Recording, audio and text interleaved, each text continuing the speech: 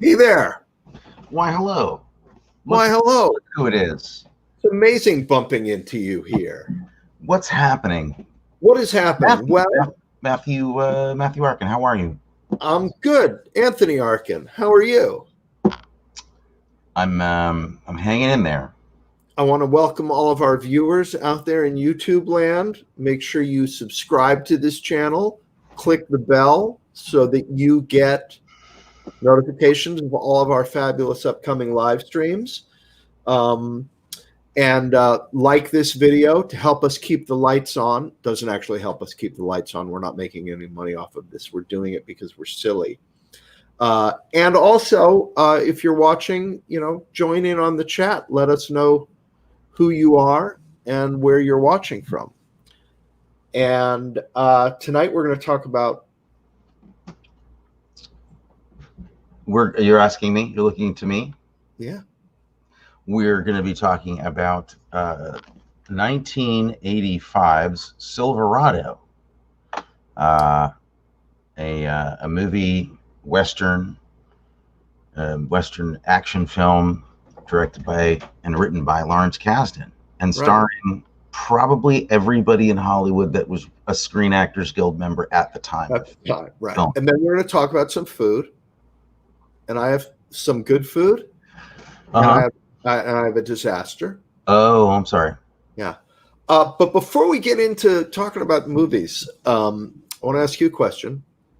Do you have a Google alert on yourself? I don't. You know what a Google alert is, right? I would assume that it's alerting you to whether or not you've paid some kind of fee. It lets you know if you're behind on payments. Is that what it is? No. And now my Google device is talking to me in the background because I mentioned her name. Yeah. No, you can place a Google alert on yourself in your Google account. And then whenever your name comes up on something new, a news article, a website, or anything like that, you will get a notification. So I'm depressed enough, frankly. So I don't really think that I need that. Well, a couple of weeks ago, there was an article on an actor, Cote de Pablo, who is stars on NCIS, and she's a big star on NCIS.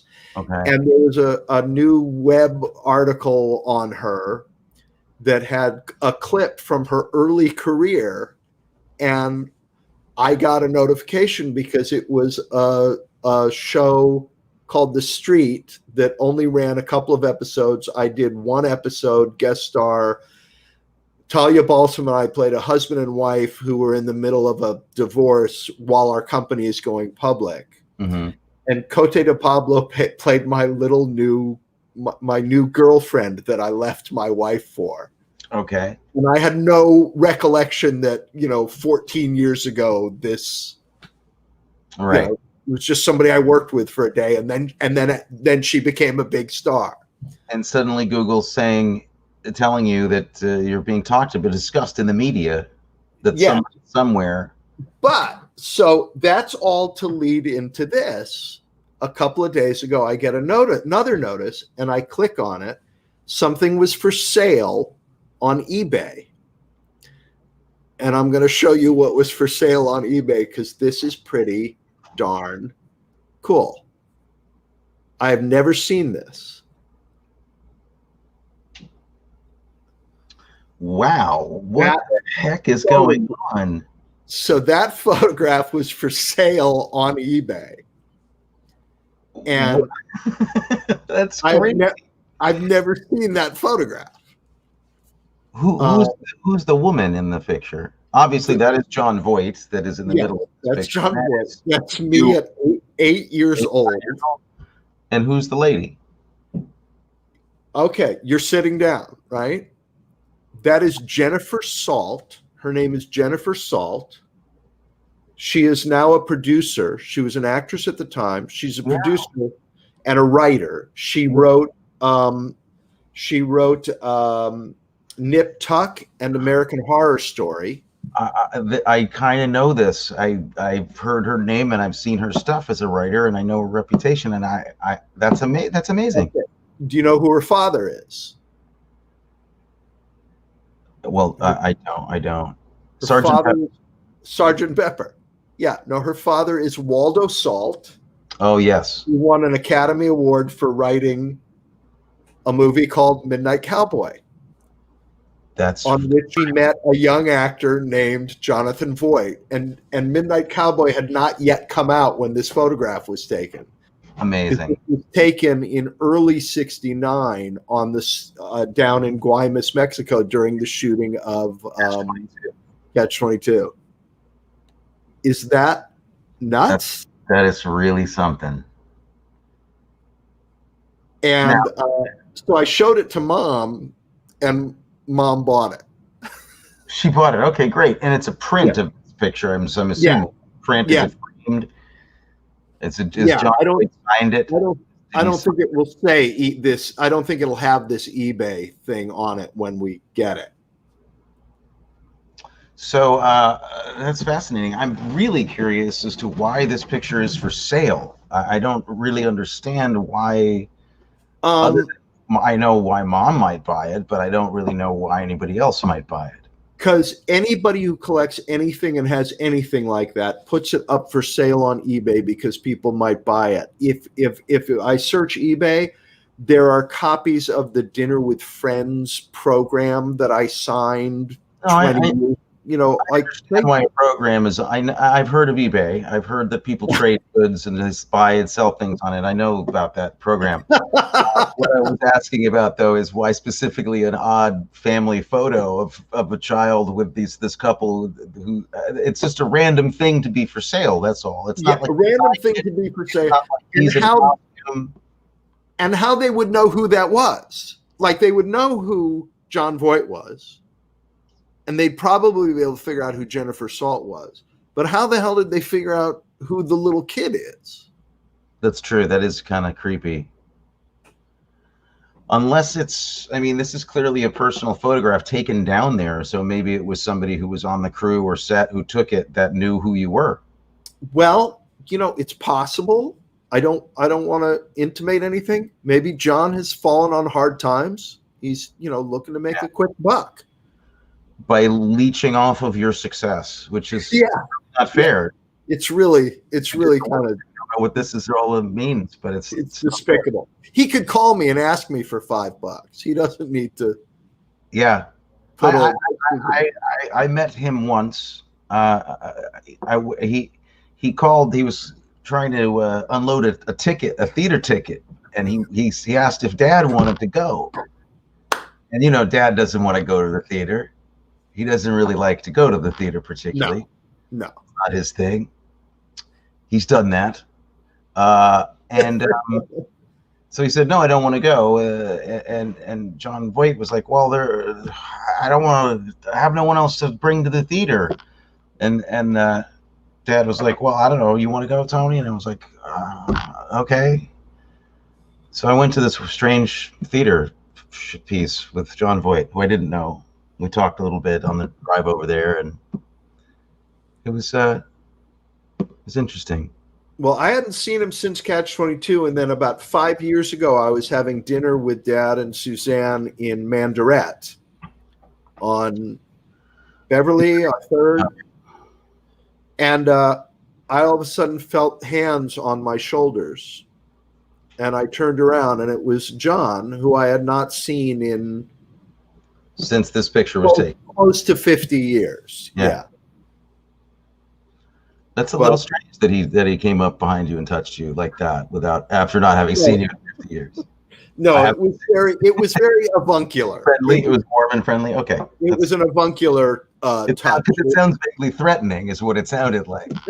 No, they were on my shoulders like this, not like that. Oh, okay. Yeah. That's all the difference. Yeah. That really is all the difference. It is all the difference. So I thought that was an interesting story. The kismet of the Google alert. Yeah, and now Mom's going to buy that. Or the serendipity of the Google alert. I hope she's getting a good price on that. It was $44. I think that's a respectable ask for that photograph. It's John Voight after all, and you. It is John Voight. And Liv Tyler. John Voight, me, and Liv Tyler. It's very bizarre. No. She's a very talented writer. She's really great. Yeah, it's amazing stuff. So this is great. I have no exciting news like that. I don't have any cool showbiz stories for you. Do you have food recipes for tonight? Are you gonna get into something later? I'm gonna get into a couple things. Yeah, I have a couple things to share. All right. Would you rather I screen share or send you the picture so that you can control this, like Captain Kirk? No, I love it. I love relinquishing control. All right. I don't want to be the boss of you. Sometimes it works out when you boss me around, though.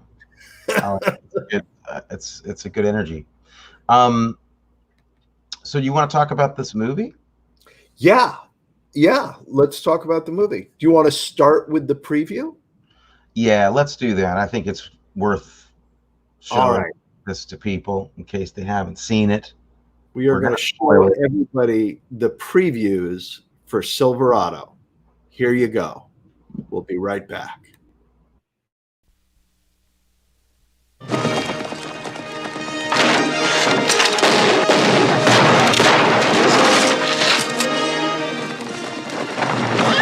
You're wearing my hat. What else you got that's mine?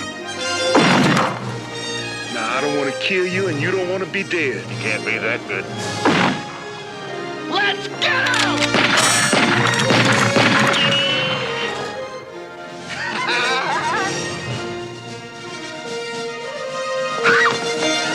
What's all this then? This is a crazy town, Emmett. I think we ought to just get out of here. No, this is your horse. Can't you see this horse loves me? Making a big mistake. That's what I told him. If I brought a pretty lady like that into a place like this, I'd stay close. I think you got a point, Emmett. Maybe I better stay here with her. And we're gonna give you a fair trial, followed by a first-class hanging. I had enough of what ain't right. Some people think they can push you around, but it's only true if you let it be. I don't want you to get hurt. You want one of these? This ought to do. Let's get out!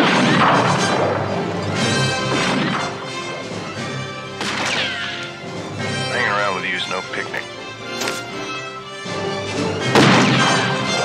Come on!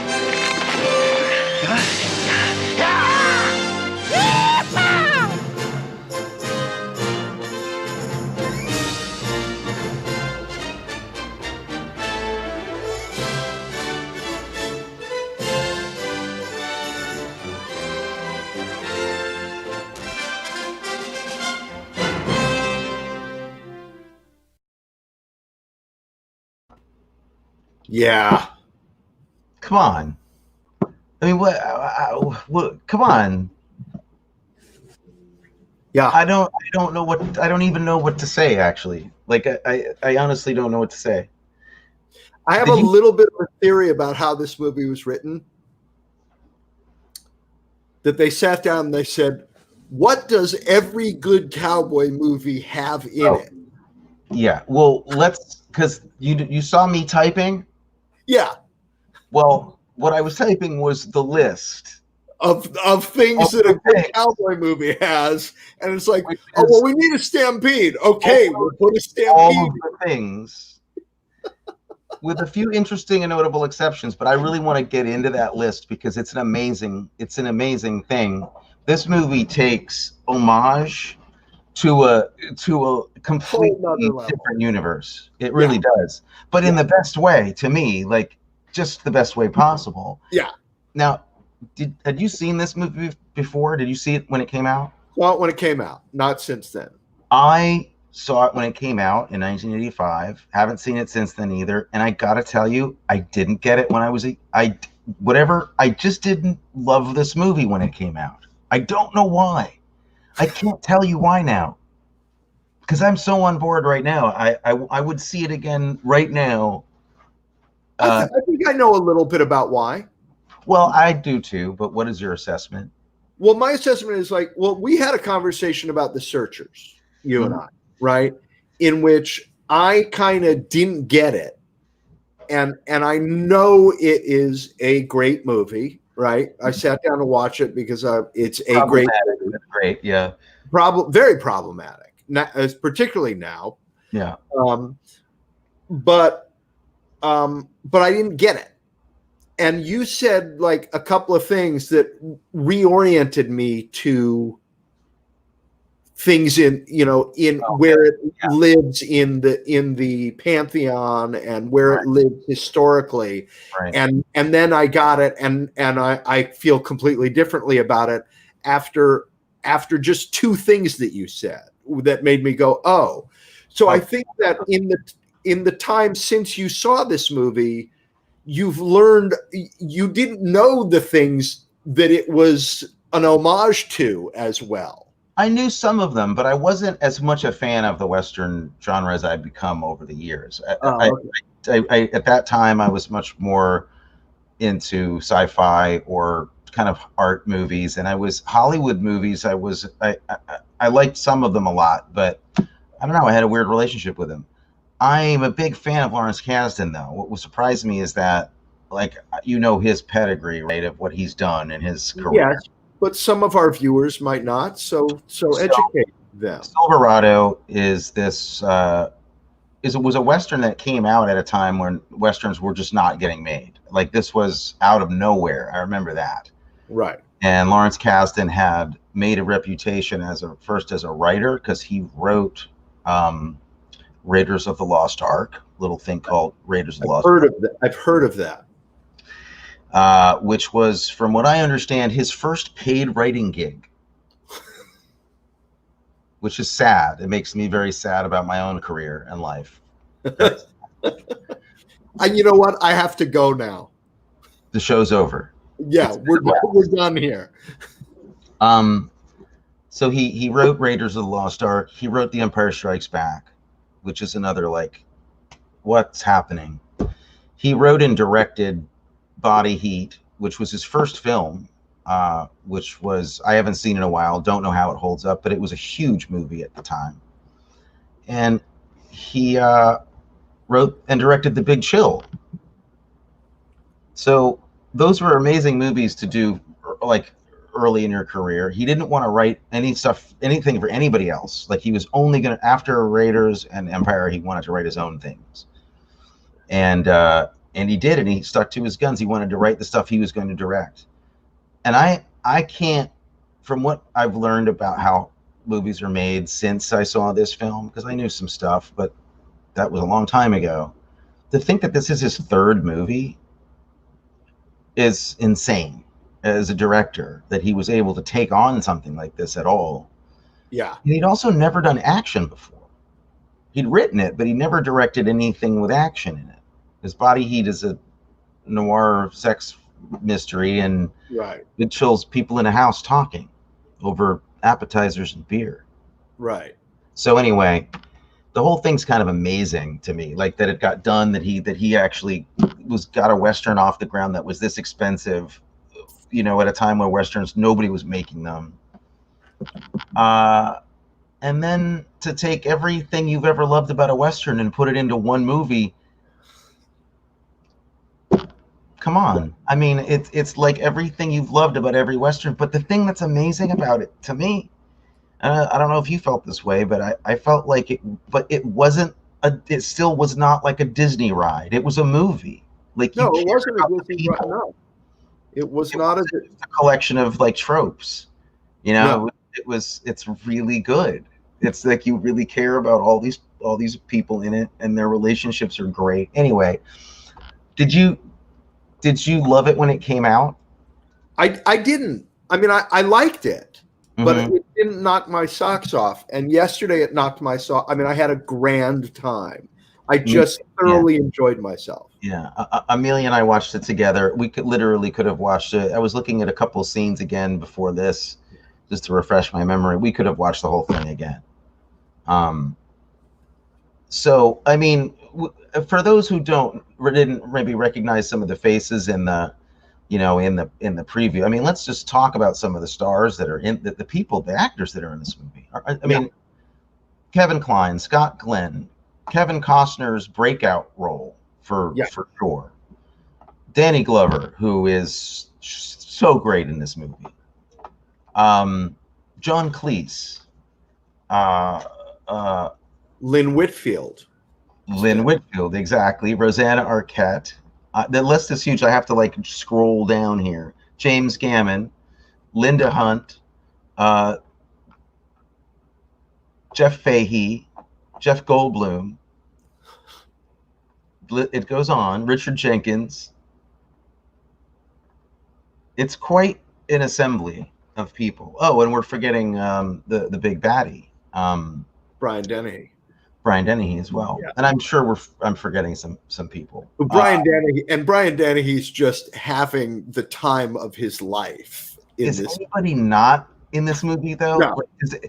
It looks like they're having the best time that they've ever had. All of them. I was so jealous of everybody making this movie. I mean, okay, there's so many things to say. First, one of the things that gets me that I don't hear talked about a lot is that I'm a big fan of Westerns, but there's so many different kinds, right? Yeah. And I'm a big sucker for New Mexico Westerns. Yep. I love that vibe and that locale for Westerns. I love the closeness to the border of it. I love that location for Westerns probably more than any other. So right off the bat, I'm excited about where we're going to be hanging out. Now you're a Western. You studied this stuff. Actually, I studied Westerns. I studied with a guy in college, a guy named Richard Slotkin, who wrote a book called Regeneration Through Violence, The Myth of the American Frontier from 1600 to 1860. And then he wrote 2 sequels to that, like covering this sort of idea of it's slightly a hero's journey, the American version of the hero's journey, and facing violence as and taming the frontier as part of our national identity. And I took another course with him actually that was a history of the American War movie, and he gave our midterm in that was it our midterm or our final? We had to write a treatment for the quintessential war movie, taking everything that we had learned. And, so I wrote a treatment for a platoon movie, with the old timer, the guy, the sarge who knows the guy who knows how to get everything from the canteen, cigarettes. The guy who's talking about his mom back home and right. Monica. And I ended the movie. I had a thing where throughout the treatment, people would mention their girlfriend.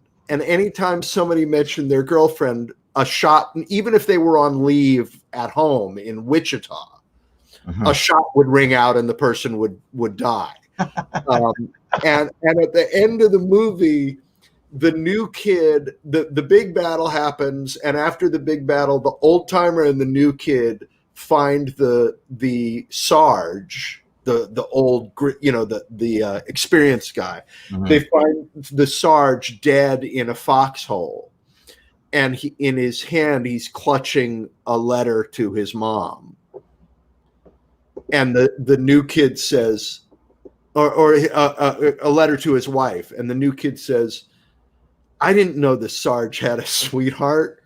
And the old timer says, "Nobody knows they have a sweetheart, kid, until it's too late." So it's just this stupid, but it was a thing where I decided, okay, I'm going to take everything that's a trope in a war movie and put it into this treatment. And when I was watching this movie, I thought somebody sat down and said, I'm going to take everything that's a trope in a cowboy movie. Genius sat down. Yeah. No, well, I did it like as a goof, and he did it really, really well. I've rarely seen anything that has this much this many references and this much homage to other things, including shots and lines of dialogue, characters and wardrobe and all kinds of stuff. Yeah. That also was completely true to itself. Yeah. And it was its own thing. That's the magic act of this movie to me. I was so surprised. Because every one of them is justified. They don't feel like they're shoehorned in. No, he knows the genre so well that he's able to make his own thing out of all this stuff. It reminded us both, actually, when we saw it. It's very reminiscent of Tarantino to me, this movie. This feels like, and I don't know if Tarantino likes this movie or not, but there's something about the joy of cinema and the love of all of it that I feel very similarly about. Yeah. Also, the screenplay is so tight. It's so good, and it's not a short movie. It's kind of long, but I guess westerns are kind of on the long side. Yeah, generally. Well, there's a lot of sky to cover. So, I mean, there's so much to talk about. I since we're on this thing, can I read the list? Can I read the list? Let's read the list, and I'll, if I have anything to add, I'm sure you have everything that I have, and then I wonder if we're both on the same page with something very specific that is not touched on in the movie. Well, I have a list of the things that aren't. Oh, okay. Yeah, cool. As well. It's a shorter list. Yeah, it is a shorter list. So, okay. All right. Here's the things that are in Silverado that are Western things. Okay. Someone yells stampede, and then there is a stampede. Yes. And when that happened, I was like, of course, they have a stampede. Yeah. And it's a great stampede. It's one of the greatest stampedes in a movie. It's fantastic. Yeah. There's a river crossing. With the prairie schooners. Yeah. Right. It's a great river crossing. Someone falls down a staircase, which happens a lot in Westerns. Yep. Oddly, nobody gets shot and falls off a balcony. Yes, somebody does. He gets shot and he falls through the railing into the street. I blinked and missed it. I must have totally missed it. Is it at the end? Yeah. All right, because it gets crossed off the list. Because my note is he gets shot in the chest with a rifle and falls forward through the railing and breaks the railing. Excellent. So that gets taken off the list. Okay, great. That's in the movie. Yeah. A roll and shoot. So there's a duck and a roll, somersault roll, and shoot. That's a big one. Yep. There are horse tricks in this movie. Lots of horse tricks. There's a family feud. There's feuding blood. Yep. There's a prison breakout or jail breakout. Yep. There's the long wait for the gunfight. The slow, long wait for the gunfight to happen. Yep. That's always a thing. There's the homesteaders. You got that. Yeah, check. yeah. The old the homesteaders versus the cattlemen. Yep. You got a corrupt sheriff. Check. Yes. Yeah. Are there shady gamblers? Yep. They're shady gamblers. How about cowboy brothers who look out for each other? Yep. Yep, got that. Saying goodbye to a lady. There's always a have to say goodbye to a lady and go away from a lady in all these movies. Yep. There's a guy in a goofy hat. Yes, there is. Yeah. There's a close-up of a guy spitting.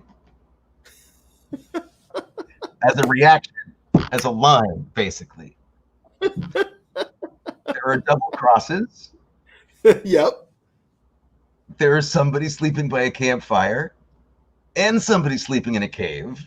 Both things happen all the time in Westerns. Yeah. Great thing in the screenplay. There's tall tales told about one of the characters in the movie. The story about the dog that keeps getting repeated. Yep. That's classic. I'm doing okay so far because these are things. Yeah, it's all okay. Yeah. There's a burning building. Always there's a burning barn or a burning building in a Western. Yeah. There is a jumping on a horse from a balcony. Yep. There's a crazy-eyed villain.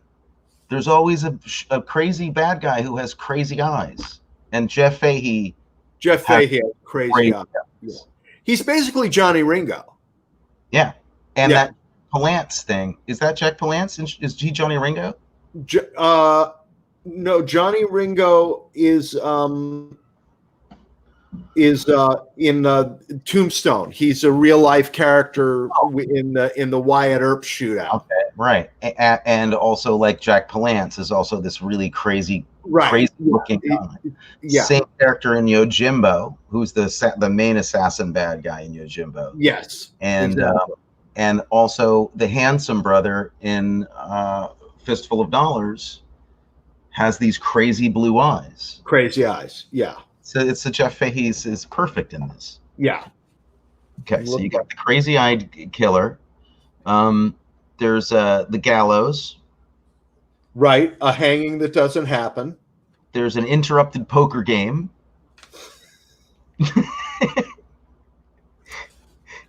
There's somebody who's been left to die in the desert. Yep. There's this gunfighting. There's a gunfighting practice sequence, target shooting sequence. Right. There's the gunfighter rehabilitating himself after he gets his ass kicked sequence too, because he's badly beaten and he has to get better. Right. Which happens very quickly. Pretty quick. When he finds out that the kid has been taken. Yeah, that was such a great moment. All better. Yeah. He takes the bandana off and he's like, I'm okay now. There's the Ma and Pa are dead. Ma and Pa died on the homestead. There's the Burned Out Homestead. They always burn the homestead down. And in fact, they also stole that for Star Wars. So there's a Lawrence Kasdan kind of connection in there a little bit. Right. There are horsemen on the ridge. There's cutting off at the pass. There's lassoing. There's a shootout in the center of town. There's stealing back your horse and your rig from the guy that stole it from you. Right. There's rifle versus 6-shooter. There's the dumb wagon train people from the east who were stupid enough to cross over. Right. There's the who just want a better life. Right, exactly. But they always make the wrong call. Yeah. Always. Yes. There is then the plucky homesteading wife who does sometimes survive this thing, and though her husband usually dies. Yeah. There's a lot of farewells and then re-meetings. Yep. Always saying goodbye, hello. There's redemption heavily. There's the whole blood is thicker than water idea. Yeah. There's saving one's brother. There's the corrupt government, and then there's the letter from home, which is the whole Danny Glover thing. I have two things that you didn't mention. Okay, what did I miss? The rootin' tootin' shooting guys riding in and just breaking everything up and shooting in the air. Yeah. And everybody running and screaming. That's totally right. Yeah. And what was the other one? There was one other where is it? The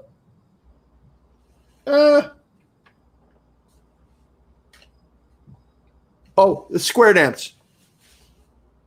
You were right. There's a square dance. You're totally right. Also, remembering what I'm forgetting, there's always a smart, bookish guy that dies in the fire or something who dies shooting, but he's like the intellectual who's trying to save books or write or something, and he dies in this movie too. Right. Short list of things that aren't in the movie that I thought are notably not in the movie. Well, right, when they set fire to the books, because learning is bad. Learning is bad. And I love the fact that Lawrence Kasdan lets that guy actually shoot. Like, he's not. They usually have like a little timid guy with glasses and he's scared, but this guy's like goes out shooting. Yeah. I thought that was pretty nice. Interesting omissions though, or decisions not to include. Yeah. There's no buried gold in this movie. Usually someone's buried gold out somewhere and they have to go find it again. I don't think that's in this movie. There's gold and there's a treasure box, but I don't think anybody buries their saddlebags anywhere, do they? No. Oh, and somebody's raising a question because this occurred to me at the end of the movie. Doesn't he live, the husband? Isn't he on the wagon at the end, leaving with the wife and kid? Oh, did he make it? He I may think have. he survives. Maybe he did. You're maybe right, Sandra. Yeah, at the very end. I remember him. I remember them taking what I thought was his body out of the burning building. Yeah, but I think he was just he was badly wounded, shot in the shoulder, but he made it. I love the editing in this film, but they did cut this to the bone. And one of the things, like at the end, where it's like they have the family saying goodbye. Yeah, I really felt like they ran out of money, and they were just like, we'll ADR that. That's right. Why was and totally I feel clear like that they didn't quite explain, they didn't quite close the loop on the Danny Glover and his sister story, in that I didn't know where they were going. They didn't talk about their plan. That's true. I don't think they did, and that could have been. That sounds like it could have been also something that they shot and cut out, because I bet Lawrence Kasdan wrote that scene, but just didn't include it. Okay, there's no trains in this movie. No train, and no stick-ups. No, like, bank robberies or holdups on a train, like what you see in a lot of westerns. Right. I mean, there's people that steal stuff from each other and get them, but there's not a traditional, like, masked guys robbing a thing. Right. There's no bathtub scene. Jonah Weston is saying that he was taken out long enough for Rosanna Arquette and Kevin Kline to have a little fair. But no, that guy died. Rosanna Arquette's husband died. Yeah, he died. The sister's husband, who's husband with the little kid who returned. Yeah, he lived. But Rosanna Arquette is single and available. And I want to talk about that love triangle, because. Yeah, you think Kevin Kline gives up a little easily? Yeah, I didn't quite get why he just, take her. And particularly since he's now he's the sheriff and he's going to be around. I have a theory about that. Who's leaving town? And who's staying? Well, Scott Glenn's leaving. Oh, so you have to be in love with the person who leaves. Kevin Kline's he's gonna marry her within 20 minutes of Scott Glenn leaving, because they both stay. He goes off to have adventures. I think that Kevin Kline's gonna settle down with her. Okay. But then there's, am I wrong, or is there a weird thing between Kevin Kline and Linda Hunt? It's not weird. They straight up are totally into each other. Right. Okay. Yeah, I think that they are. I mean, it's played like a love affair. I'm just gonna call it like it is. It is. It is play, and she has my favorite acting moment in the whole movie. She's great. When what is he? When she realizes that she's the thing that Brian Dennehy has over. Yeah. And she just does, there's just that beautiful, that thing that actors do.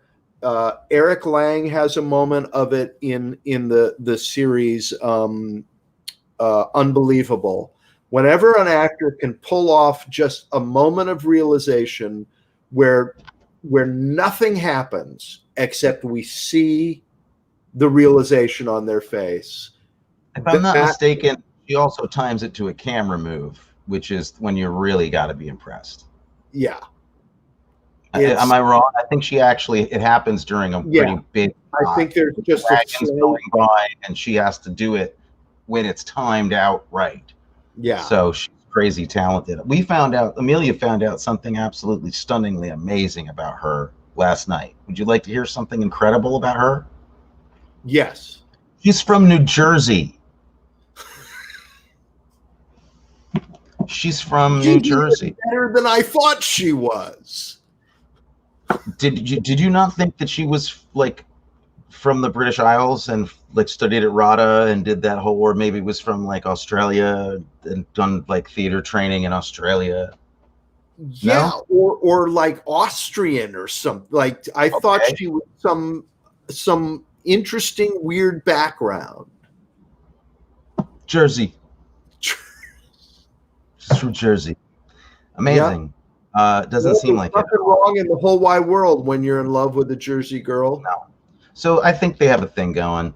I really do. But also, interestingly, so there's no bathtub scene, there's no piano player, there's no bar brawl, there's no snakes or scorpions. There is a not a huge bar brawl, but there's a fight in a bar. There's not a brawl. No, there isn't a brawl. There's not a bar brawl. There's a There's a fight. There's a lot of There's a good. shootout There's a in the shootout. bar, and yeah. But it's a quick shootout. Actually, they Very don't quick. do the full on thing. There's no snakes or scorpions. There's no shooting of your lame horse. There's no sad waving child at the end. Like they don't pull that Shane thing, even though they have that kid there. They don't really pull that card. Sad waving child. There's no I hope will you save this list of tropes and send it to me? Yes. There's no he really just avoids like the Indians completely. That's the big thing that I think. Native Americans here at all, which I found to be it's actually one thing about the movie that I thought I knew why they did it, but I think it was the wrong way to go. I wish there had been a character in it that challenged the cliches as much as Danny Glover's character did in his way, that there was somebody representing the local population that was like really cool. And I think they didn't do it because he wanted to avoid all any cliches and he I think was trying to be respectful, but I just wish that he had included that story Or a little bit. maybe he thought since Joe Seneca was in it that Joe Seneca's last name covered the Indian. Okay, maybe that's it. Maybe that's it. As long as it's okay with them, I don't know. There's another spectacular actor, Joe Seneca. Which one is Joe Seneca? Why don't I know who he is? The dad. He's Danny Glover's father. Oh God, yeah. He's been in a bajillion things. He's fantastic. A billion movies. There's no Civil War reference in this film. Yes? No? I don't remember. No, there's no Civil War reference. The cavalry guys look like they're in blue Union uniforms, but they're just cavalry uniform. So that was the list. That's the list of stuff. There's almost everything that you've ever seen in a Western. It's pretty amazing. I also thought, and the music is full on Copeland, Marlboro, glorious hero music from beginning to end. And then there's one other thing. There's the cemetery. There's the great shot at the end where they drop the kid off at the cemetery before they ride into town for the final shootout. And that's a great juxtaposition that they are at a cemetery and heading to the shootout. Yeah. Music was great. Guy named Bruce Broughton wrote the soundtrack. This is one you should go out and buy because it's like that classic Western soundtrack. Yeah. He came out of TV, so this guy was writing for Hawaii Five-0 and Gunsmoke and really? All those shows and like cartoon adventure shows and so he really I think they hired him because he could really imitate John Williams really well. They wanted John Williams, but beautifully shot. Love the way this movie's shot. Like I John Bailey is not a DP whose work I could have told you before, like who he was, but I looked him up and oh my God, the guy's made some amazing films. I'm looking up right now stuff. American Gigolo, Ordinary People, Cat People, Continental Divide, then The Big Chill, Pope of Greenwich Village, Wow. Silverado. He'd never shot a Western or an action movie before this, which is crazy. Went on to do a ton of other amazing stuff. So the heads of the art department are incredible on this. The editing is fantastic. Carol Littleton did an amazing job cutting this movie. Then she went on to edit E.T. and other amazing films. Just absolutely top-notch team on this film. I want to talk a little bit. Go ahead. I love that you're talking about the cinematography. I love that they are heading west through most of the movie. Most of the traveling shots, they are heading west. Right to left, heading west. Okay. All right. I didn't notice that, but that's amazing. A lot of the time they're heading west. Right to left across the screen. Yeah. Which is an interesting and strange thing because there's a weird thing about that in movies. That's Into Danger also, right? Right it's to left. Called spooky motion. Right. It is an unnatural for the Western eye that's used to reading from left to right. Action in a movie that goes from right to left subconsciously makes us anxious, apparently. Yeah. Because it's going against the normal grain of what we're comfortable seeing. It's into danger. I like that even better than spooky motion, but spooky motion is my new internet. That's my new internet handle. Question. Go ahead. Well, in talking about all these things that are in it and these tropes, how he designed these four main characters, how Lawrence Kasdan designed these archetypal four guys, is also incredible because there's four main hero cowboys in this movie, and they all have their own special vibe and their own special skills and their own way about them. Right. And they're all friends in that Howard Hawks way. So there's that great old Western feeling of the team that's friends through thick and thin, which I love that. And they're friends because they're friends. Because they like each other. They just happen to fall in with each other. And then it's I'm with you. And it's just great. Yeah. So, but I love the way that you could look at older movies and see, I think, where he pulled these characters from. Because there's such interesting archetypes, but they're all, and I think you can draw parallels to he was literally grabbing from other Western actors and gave them that part. Right. Because I think Kevin Kline is, to me, clearly a riff on Dino from Rio Bravo. Yep. Without being a drunk, he does rehabilitate, though. You see him kind of rehabilitate. Right. And he's a combo of that and Victor Mature, from Gunfight at the OK Corral. Scott Glenn, to me, was real Henry Fonda / Clint Eastwood. To me, that was Scott Glenn's pocket. Because Henry Fonda was always the quiet, very capable guy that was going to go out and get some justice on his own terms. And he didn't say a lot. And neither did Scott Glenn. So I got a heavy vibe on that from him. Costner, all Steve McQueen and Paul Newman. It's all Butch Cassidy stuff, right? Yeah. Slightly loony. The Kid.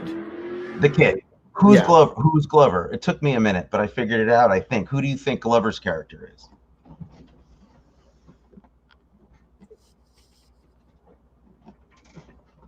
I don't know. Charlie Bronson. Oh, yeah. Because Bronson often played either an immigrant character or somebody who wasn't quite from those parts. And he was always just a simple guy that wanted to just go homestead or do something, and they killed his mom and he went crazy. Right. We had a question here from Sandra Smith about wouldn't it be north and when we were talking about the direction, wouldn't it be north and south? Because it seemed like they were going back and forth between warmer and colder climates. But that is, she says, or is that New Mexico weather? That is New Mexico weather. That's high plains. Yeah, it's actually going up and down instead of necessarily north and south because Yeah. it gets very snowy even in the summertime up in the high desert. Yeah, our dad lived in New Mexico for a while, and it was amazing how you'd think, "Oh, I'm going to visit Dad in New Mexico," and you get off the plane and there's 3 feet of snow. Yeah. And what other? Okay, so I mean, in a script chock full of amazing one-liners and dialogue. Oh, okay. Yeah, here we go. Give me what are some of the ones you like? The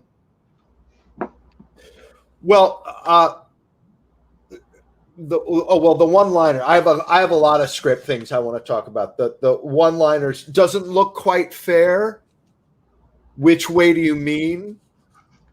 When Danny Glover is facing off against the 2 guys in the bar, and Kevin Kline says, "Doesn't look quite fair," and Scott Glenn says, "Which way do you mean?" So and good. Danny Glover kicks the crap out of the 2 guys. Yeah. Which brings up another trope that's in that is because there's always in the Western one tough guy always knows another tough guy. Yeah. They can always know who the badass is without having to see any action. Yeah. That's so great. What else? The other line. Well, I don't want to kill you, and you don't want to be dead. Which is in the trailer. They use that in the trailer. That's classic.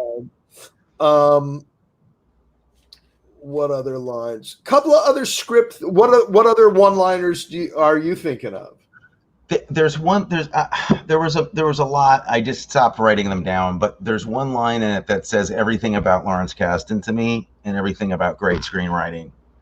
And it's early on in the film, and it's when Scott Glenn goes and Kevin Kline go to the jail to finally meet Kevin Costner. Yeah, we finally meet Kevin Costner, and Kevin Costner is Scott Glenn's younger brother, and he's been put in the jail for murdering somebody. He says it was self-defense, and he's going to hang the next day. Right. And basically, you know something's up, but you don't know what, because Scott Glenn is pretending that, well, there's nothing you can do, and you killed somebody, and you're going to hang, and that's the way it is. And they have this conversation. And Scott Glenn says this line. He says, Lion Pete always said you'd hang.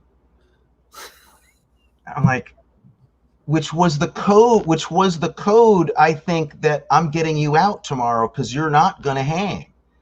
If Lying Pete says it, it's the truth. It's a lie. Oh, I didn't catch that. That's awesome. Lion Pete always said you'd hang. You'd hang.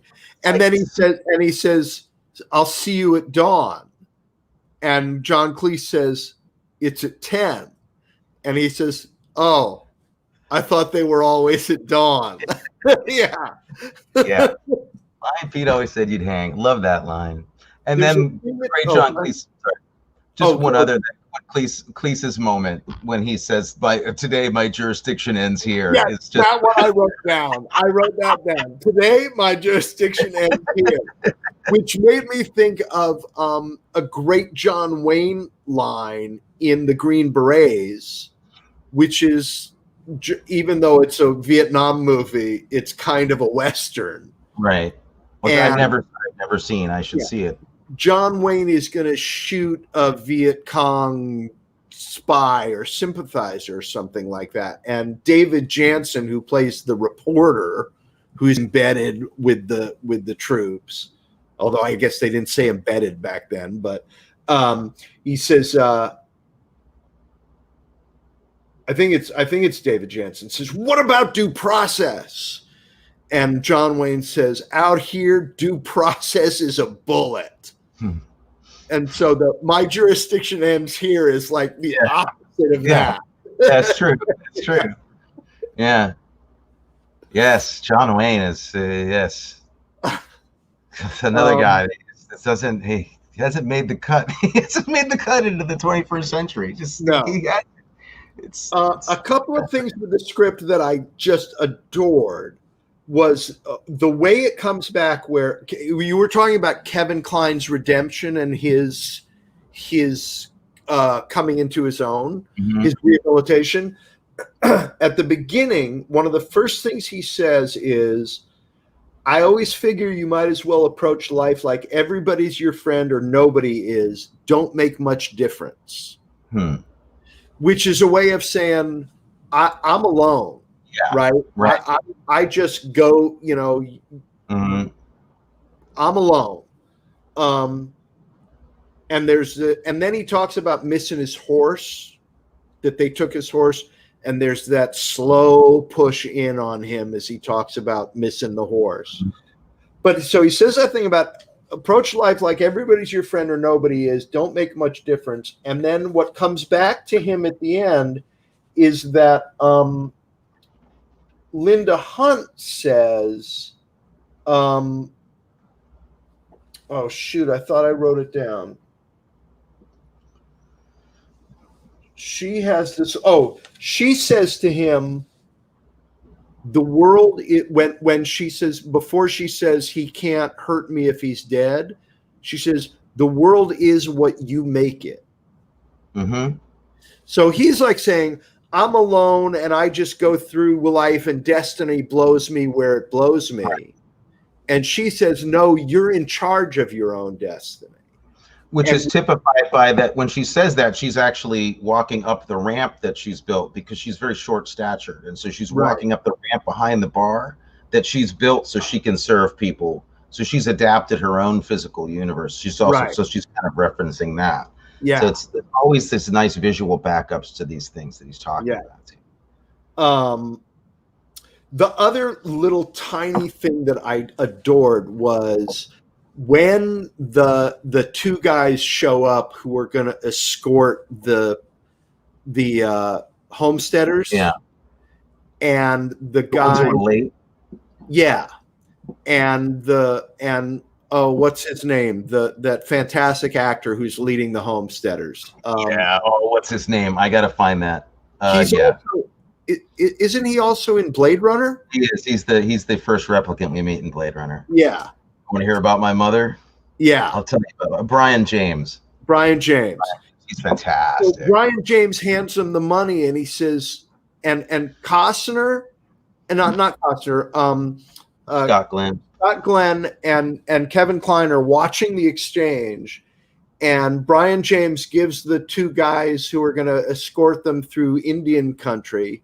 That's the only reference to Indians, that they're going through Indian country. They're going through dangerous territory with prayer. They don't say Indian country. They actually just say dangerous territory. Yeah. Yeah. He hands them the money, and they put it in their pocket, or they just take the bag of money. And Brian James says, "Don't you want to count it?" And they say, "No, we trust you." And they cut to Kevin Kline and Scott Glenn giving each other a look, because they know the only reason they're not counting the money is because they're planning to steal the rest of it. Absolutely. But it also smart enough also to play that moment off too, so that you think there's a chance that the homesteaders might kill, like that. You don't know who's going to double cross each other at that point, because the way that guy, it's not. I don't think it's Brian James who says, "Aren't you going to count it?" It's the younger guy who's kind of a tough guy who's like looking at them. He goes, "Aren't you going to count it?" And then he looks at him like he's crazy, and so in a way you're like almost. It's a sleight of hand that he does there. So you're done. Yeah, it's so smart, man. His script is so smart. But I do have to, so much of the movie takes place in the saloon. So I have to have some of the, there's. I wish I had one. Do you have a favorite physical gag or moment or stunt or effect or thing that happens in it? There's so many, but it's got to be, because I've remembered this all those years later. It's got to be Kevin Costner backing out of the bar and looking both ways, and then just going, "Hey fellas, bam!" Yeah, it's classic. It's really a classic. He's so proud of himself. Yeah. They cover about 8. I mean, first of all, the first shot of the movie too. It just tells you everything that this is, because it's basically just a slow, long, panning, tracking shot on all the storybook elements of Western storytelling. All the paraphernalia. Yeah. Stuff. You've got the pot-bellied stove and a fire, and then you got boots and a saddle and a gun and all the things that are like they're like Andrew Wyeth drawings in a book.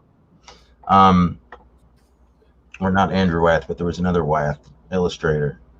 I love the I by the time they get to the Stampede, which is out at an amazing location, like there's also that house, that safe house, which is in a lot of Westerns, the ranch house that they're keeping the kid in when they've kidnapped him. And so they set the Stampede on the house as a way to get in there and get the kid out. And that's an amazing action sequence. And the fact that there's more to come after that is really crazy, because that's where a lot of movies would end it. Yeah. And there's just this one little moment where Danny Glover is on a ridge nearby, and he's expert with the rifle, so he's got a long shot, and he starts shooting at the house from up on the ridge. Yeah. And the door flies open. He shoots the guy in the doorway and shoots again, and we cut inside the house, and the bullets now are coming inside through the open door, and they hit a Chinese vase that's standing up in the middle of the hallway and shatters it. It was, you don't see a lot of action directed like that anymore. I mean, he's stealing from like the Spielberg handbook and from a lot of the great action director handbooks there, but it's the kind of level of detail and storytelling in the action. It's another great thing that all the heroes have a different way of characterizing themselves through their guns and through how they use their bodies and how they're active. That's also great. The great moment where I think it's Scott Glenn who doesn't see somebody who's creeping up on him, and Danny Glover shoots the wall next to Scott Glenn's head. Yeah. So Scott Glenn turns around and then sees it's Danny Glover, and Danny Glover points, and Scott Glenn turns around and shoots him. Like he shoots him right next to his head to let him know somebody's coming. Yeah. Great moment. It's a surprisingly there's not a lot of gore in this movie. It's almost bloodless for all the shooting and stuff. Yeah. That's one thing that'd be very different today. It'd be a much more violent movie than it was back then. Oh, it would be all over the place. There would be blood everywhere. I remember something funny, that this movie was billed or sold to us back in '85 as more of a comedy than it really is. Do you remember that? Yeah. And there is some tongue-in-cheek stuff. Yeah, it's lighthearted. Not a laugh riot. It's lighthearted like Butch and Sundance is, but it's a real Western. Like it's not it's not a jokey movie at all. No, all you got to do is go to, spoiler alert, we're going to show the very last gunfight, which is really talk about an homage to it's an homage to Sergio Leone and all of it. It's just and the way this is shot is just spectacular.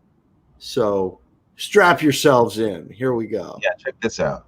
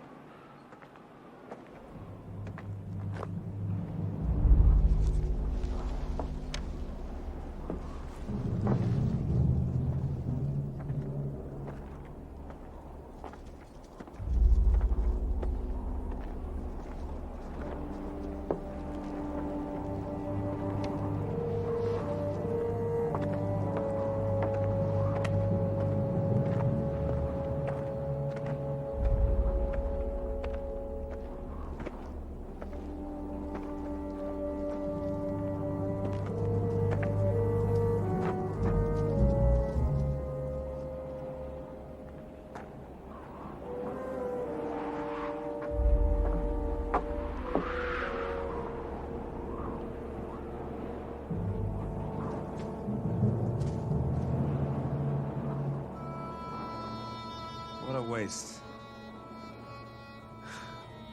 This could have been such a sweet deal for us. Yeah. Bad luck.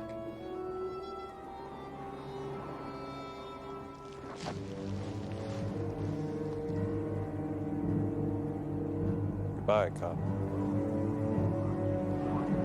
Goodbye, Peyton.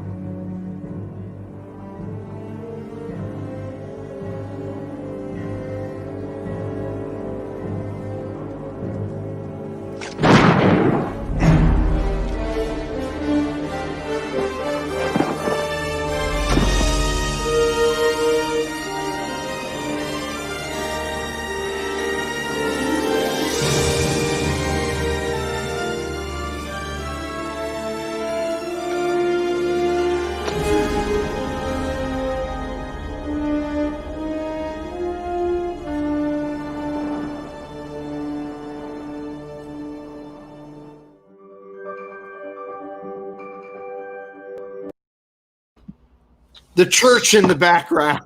Yeah, The church in the background. Yeah, Dennehy's background is just nothing. The empty void and dust and tar and the church Desert, behind Kevin hell. Yeah. It's just so classic, and it's a great to me. It's a great shot of the guns. The shot of Linda Hunt running up. Which, I haven't seen it in a long time, but I think that's sort of right out of High Noon, right? With Grace Kelly running up to watch the. I think it's out of a lot of. I'm thinking actually of Yellow She Ribbon. wore Yellow Ribbon. And Stagecoach. I think both of those. I mean, there's so many of those shots. That shot of the woman running to see the low angle pullback as she runs forward and grabs onto the railing, and And then Brian Dennehy does two great things. The with his fingers, like right before he stands up, he kind of goes like that. Oh yeah. There's a little. And I don't know what it is, but it has a real like getting ready kind of feel to it. Yeah. And then he gives this look around as he stands up. He looks at the sky and looks, and I almost hear a voice saying, "Today is a good day to die," like that kind of taking what might be my last look around at the sky and the world before. And how they both say goodbye to each other. Yeah. I love that. They both say goodbye. Yeah, because it is whoever dies, it's goodbye. Whichever way it goes down. Yeah. Of course, one of the first shots of the movie is the John Ford doorway shot. You know, I mean, he's got that in there right away. Yeah. Going through the doors, so many amazing stunts. The horse work is incredible. I don't know. I just haven't simply enjoyed sitting back and watching, letting a movie kind of roll over me like that in a long time. And it also really feels like this at this point, like a classic American movie. Yeah, there's something about it that feels like you could be watching The Searchers or watching Wizard of Oz almost. Like it really has that level of class about it in a way, like how beautifully handmade it is, and how, I mean, people were still shooting on film in the 80s, obviously through the 90s, and they still are, but I think we took for granted a certain kind of beautiful prestige, Hollywood movie at that time, because so many of them were there. But by comparison to a lot of films we see today, it's just got so much character, and it was so much harder to make, waiting for the light to change. Like every time they turn the camera on, it's magic hour in this movie. It's it's beautiful, like clouds. They could have the time to wait for that stuff, just complete pleasure, And there's things that are campy, and maybe they rush through some stuff that maybe could have had a little bit more meat on its bones. But at the end of the day, you're still left with all the positive feelings. Yeah. The only thing I wanted a little more. I mean, I love the Kevin Costner moment of shooting the two guys, backing out of the saloon and shooting the two guys. But I wanted more from Jeff Fahey's death than that. I'll give you that. I Okay. wish it had been somebody else that Kevin Costner did that. I wanted the death, the shootout with Fahey to be more. He needed a bigger. He was such a bad dude. Yeah, he needed a bigger come up. He had it coming. He really had it coming to him. Yeah, I'll agree with that. And then the only other question I had about any kind of and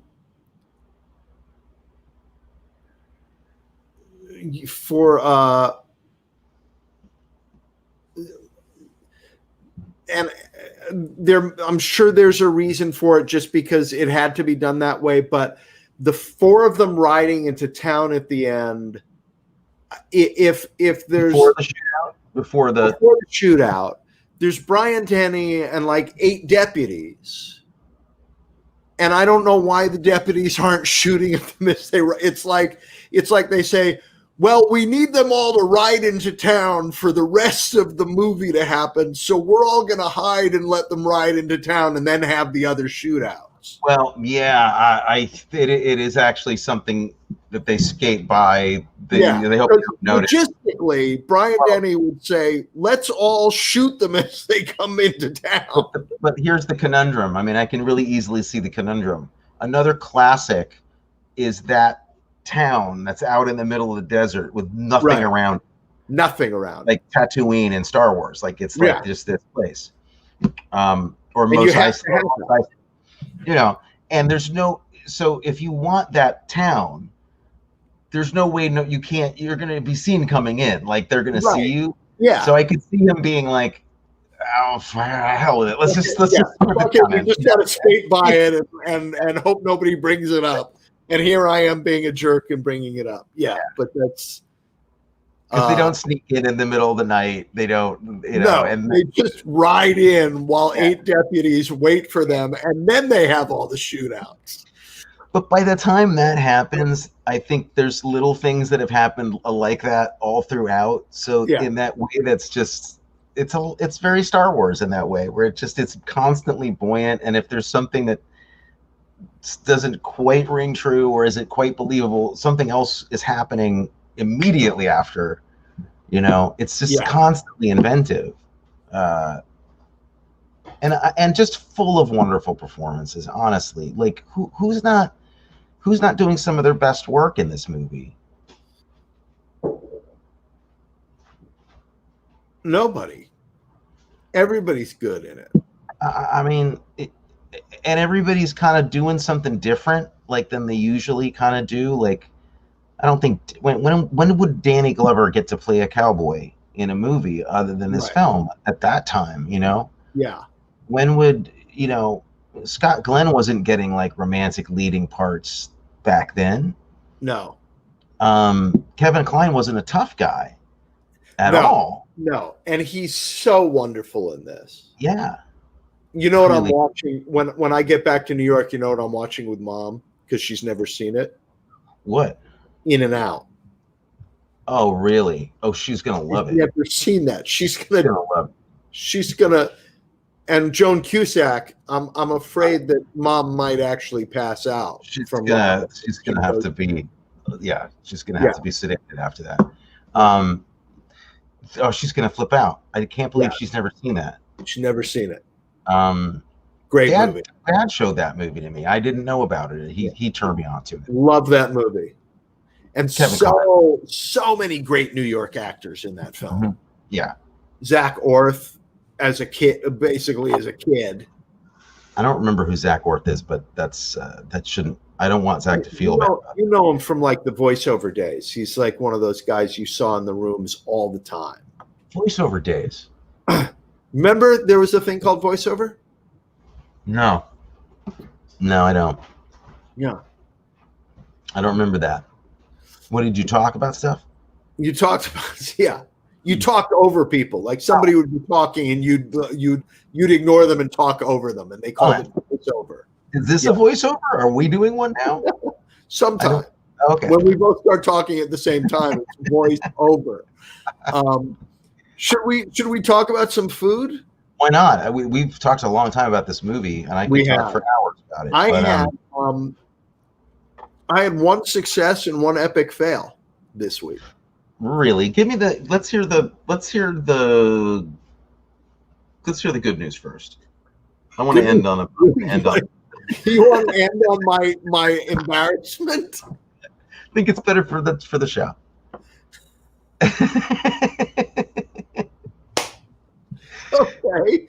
Okay. Well, both of these things are sort of shameful. You know how I am a big fan of silly, weird. Here's a stupid recipe thing you can do of some trashy comfort food type thing.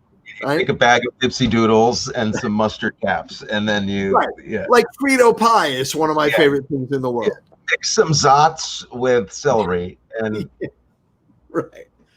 So, cheeseburger pie, which is basically a Betty Crocker Bisquick recipe. So it's like a shepherd's pie. Similar to a shepherd's pie. So you take some ground beef, a pound of ground beef, one large onion, chop up that onion, saute them all together, then drain the ground beef, and then put it in a glass pie plate. And then you sprinkle cheddar cheese on top of it.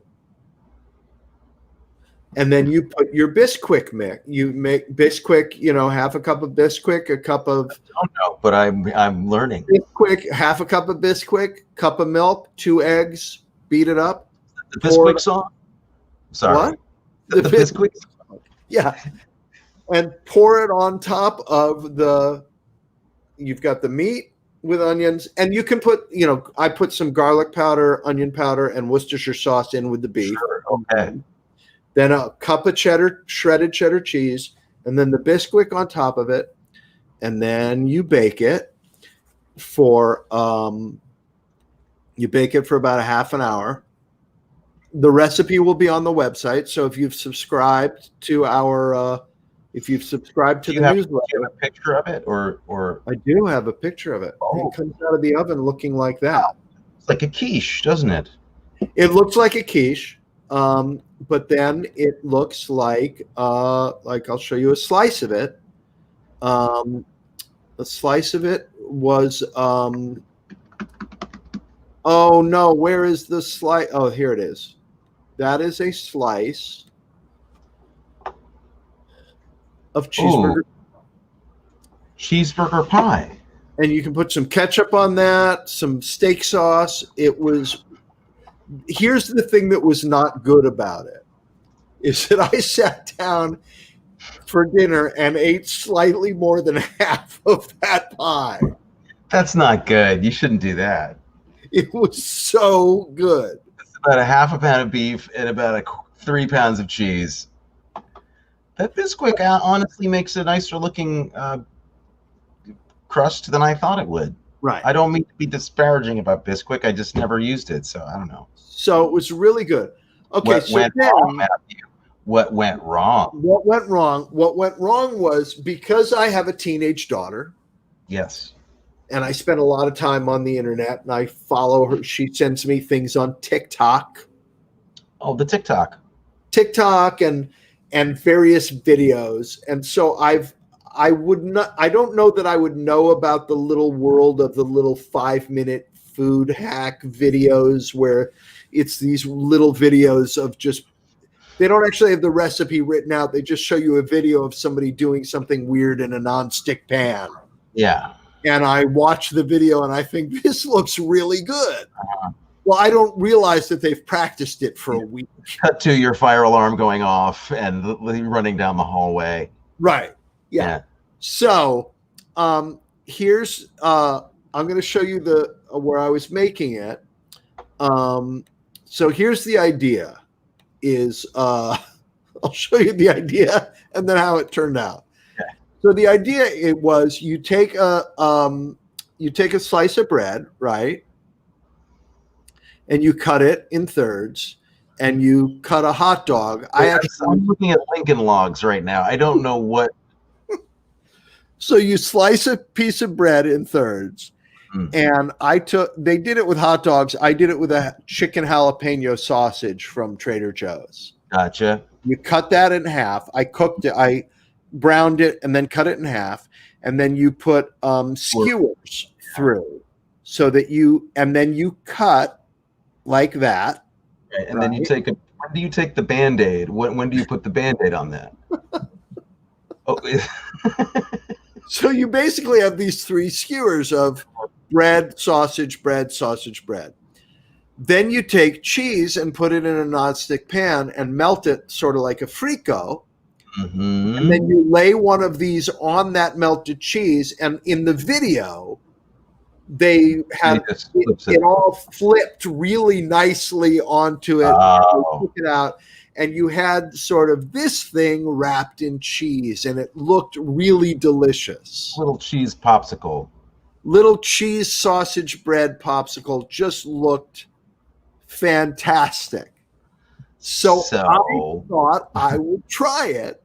And actually what you're seeing here is so this is mine. This is what I did. These three things are me doing my attempt. This is a clip from the video of how theirs turned out. Looks pretty good, doesn't it? You'd eat that. I would, yeah. Right. The one on the right, I would eat that. The one on the right. So this was me getting ready to make it, and I'm melting some Swiss cheese. But it came out like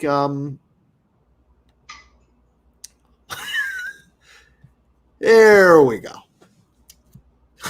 That's how mine. Nailed it.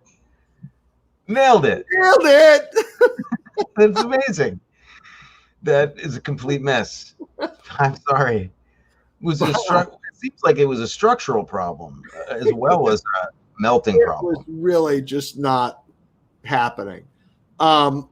It may have been Swiss cheese was the wrong thing to do. I don't know. I think you picked bread that was going to crumble on you too. I think if you took to maybe a baguette, something thicker, and more cheese. Yeah, maybe. But I do have to tell you, I ate it anyway, and it tasted awesome. You ate it with a spoon.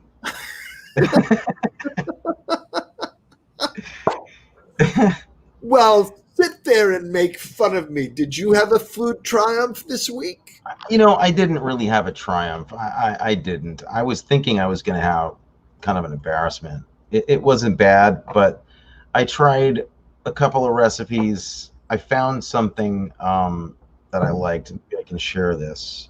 Let me give it a whirl. Share screen sharing. Yes. Okay. Let's application. I don't know how to do it. I can't figure it out. Anyway, I read an article about a certain kind of corn. I'm a big fan of corn. I love corn on the cob. And I read this recipe about what they said was a pretty traditional, like Midwestern way to do it, where you poach the corn, really simmer it in milk, water, and butter instead of just water. And apparently, when you take it out and salt it, it's just all done for you. Like there's no thing needed. And usually, I don't really need a lot on corn. I think corn is great without anything. Not good corn. Yeah, you don't need a lot on good corn. But this was kind of fun. It wasn't as much like I thought there'd be a lot more to this. Like it didn't taste that much different than if you put a little butter and salt on it yourself after you cooked it. But what was different about it is that the corn that you left in there, like just keeping kind of warm in the bath, you get your corn after you eat a ear of corn, you go get some. Tony, I don't put corn in my bath. You're missing out. It's a really good exfoliant, loofah. If you let it sit there for a while, more magic happens. So it's Really? kind of worth it. I'm gonna have to give that a try. And then I made a simple pan roasted chicken breast, but it was I really wish I could share this with you. I don't know why I can't do it. Share screen. Right. My entire screen, or just an application? Just go to the application, and then you can scroll down to the particular picture that you want to share. Yeah, it's not giving me that option for some reason. Then just do your whole screen. All right, I'll share my whole screen. Share. Just don't have your bank account information there. Can you see my screen? Not yet. Then you have to hit after you picked your screen. Oh, here. There, I added it to the stream. There we go. All right, so that is the mixture before it's cooked that you add to the pan after the chicken's been browned. You take it out and you deglaze it with some chicken stock after you've browned the chicken breast, and you put into this chicken stock this mixture of parsley, lemon peel that's very finely chopped up, garlic, and fresh thyme. And that smell, I just wanted to show you that because that smells better than anything I've ever. That is one of the best smelling things you could ever imagine. Wow. And so you put that in the stock, you cook it for a couple of minutes, and then you put the chicken back in there and coat it and let it kind of come together there for a little while. Quite good. I didn't make enough. I think I could have doubled the sauce, and that would have been a good idea. But so it was a promising start. I liked that flavor a lot. I don't want to disappoint you, but because our viewers probably know I'm going to drive cross country in a week and a half to stay with our mom, ride out the rest of the pandemic with mom. Yep. That is probably going to require me to, by and large, class up my food game a little bit. Because I don't think mom's going to be down for eating I found this really cool Twinkie chili casserole. She's not going to fall for Frito pie more than like once as a novelty. Yeah, no. You're gonna have to fancy it up. She's got the grill though, so you can grill. I'm going to be doing some serious grill, and I'm bringing my meter. Do you know about the meter? Nope. I have a device called a meter. It's MEATER. I thought it was going to be something cute like that. Yeah, it's a wireless Bluetooth thermometer that comes with there's an app on your phone, and so you program in what kind of meat it is, what cut, and what level of doneness you want, and you insert that Bluetooth probe into the steak or the chicken or whatever it is, and it tells you when to take it out and how long to rest it. Your phone just walks you through the cook. My cooking game went up like 20% the minute I got a digital read thermometer, just a digital read thermometer. But that's incredible. You got to have it. Yeah, you can't. You really can't cook meat if you're talking about cooking meat the proper way. You just can't eyeball that. And you do. I'm sure you know about this, because I learned this when I was working in a bar, and one of the chefs sort of took me under his wing a little bit and taught me some stuff.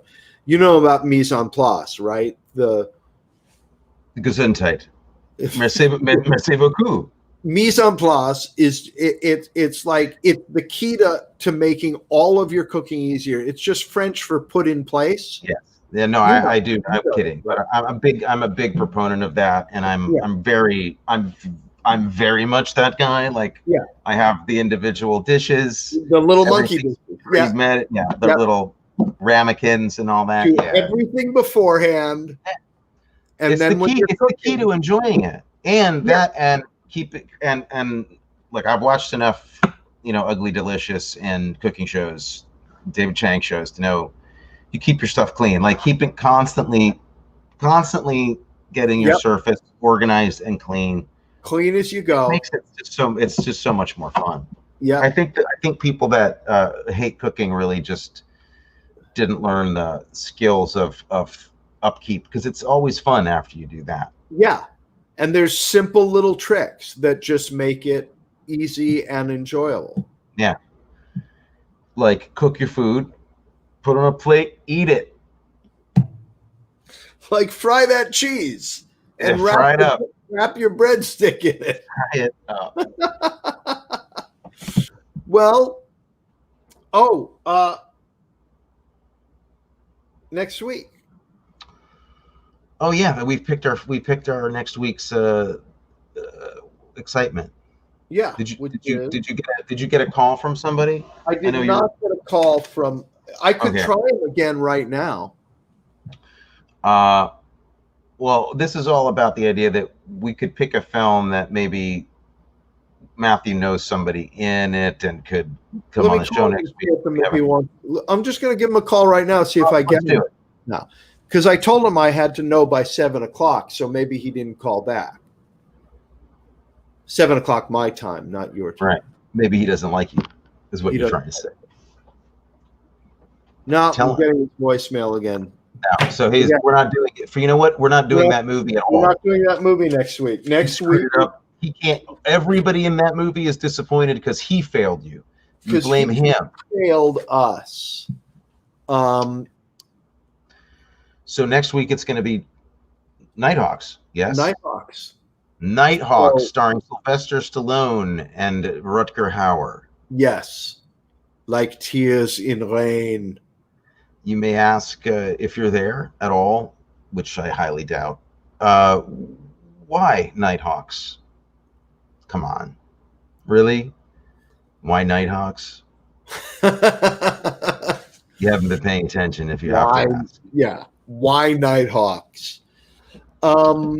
So thank you for watching. And please spread the word about this show. We have a great time. We're hoping other people enjoy watching it as much as we enjoy doing it. See, the thing that's really fun for us about doing this show is that if we weren't doing this show, we'd be having this exact same conversation anyway. Yeah. We haven't put any work into this at all. Yeah. We just do this anyway. So this show basically came out of what we were doing every week during the pandemic to survive. Just keeping us. This is just to keep our heads together here. Matthew and I do this to keep ourselves sane, and if it helps anybody else keep sane even for 5 minutes, well, that's great. That's good enough for us. But we have to keep doing this for our own therapeutic needs. So we should actually pay you to let us do. Hey, take it easy. What is this? We didn't talk about any of that. So, but please spread the word. Please subscribe. Remember to click the bell icon so that you get notifications.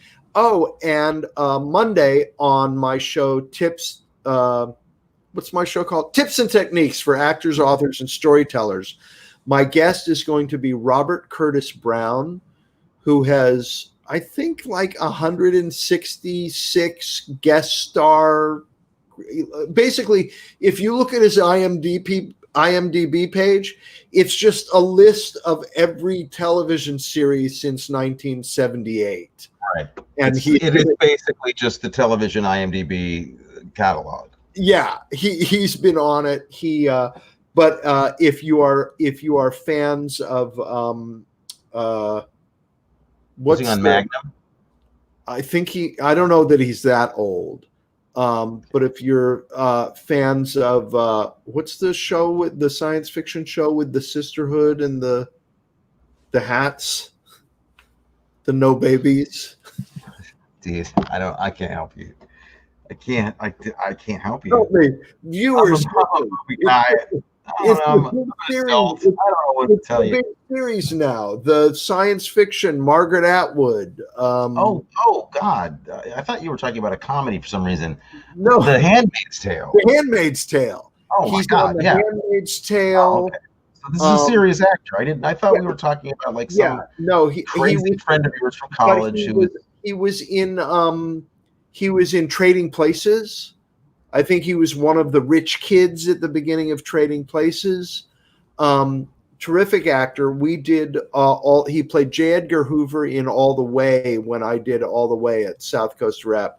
Sweetheart of a guy, wonderful actor, very You're going to talk to him about his career, his acting and his career, and talk to him about his acting and his career. He was on Supernatural. I wonder if he knows Rob. He may know Rob. He was on that. So he's going to be a guest on Monday, 5 Pacific, 8 Eastern. He also is a lover of food. We're going to do a little talking about the Langers number 19. I feel a little jealous. I'm going to be Have totally you ever honest. had the Langers number 19? No, I don't know what that is. Langers is the best deli here in LA. Better than like Greenblatt's? Different. They make their own pastrami. They're it's hardcore. Oh, okay. Famous for their pastrami, and they have a sandwich called the number 19, which is a twice baked corn rye pastrami, Swiss, coleslaw, and Russian. I want you to think about this strong. I really need you to think about this for a second. The reason I haven't experienced that is because you didn't take me. Well, this is on you. This is completely on you. When the war is over, we're going there the next time you come out to LA. Yeah, it's a little embarrassing to be called out on a national television. Well, on a show. This isn't a national television show. This is a worldwide, international, worldwide show. Yeah. It's a little tough getting called out for like not even knowing what the best deli would be in LA, and I wouldn't know that unless you took me when I was in LA. So whose fault is this? Well, it's I will take you to Langers the next time you come here. I would like to experience that. It's pretty crazy. Maybe they can actually like FedEx a pastrami sandwich on dry ice. I think they do FedEx like the kit. I'm online right now. I can do that. They will send you all of the fixins for the number 19. A Corning kit.